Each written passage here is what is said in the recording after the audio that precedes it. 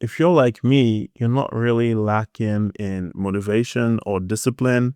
Most of the time, you just don't know what to do that's going to directly impact your goal. You wake up in the morning, you have a long to-do list, but you're not sure which one is going to directly impact this goal. So after months of research, I finally found a prompt that is my go-to prompt for any goal or any task that I need clarity with. I'm sharing the prompt in the description below. The first part of the prompt, you just need to insert your goal or your task. You need to insert the inputs. You need to ask ChatGPT what are the inputs needed, because every goal is an output. It's a lagging indicator.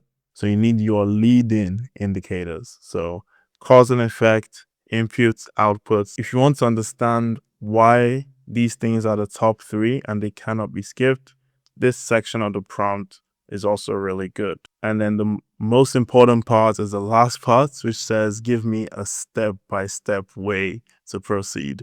Once you have this, do not do anything else. It's the main driver for that task or your goal. Focus on that consistently.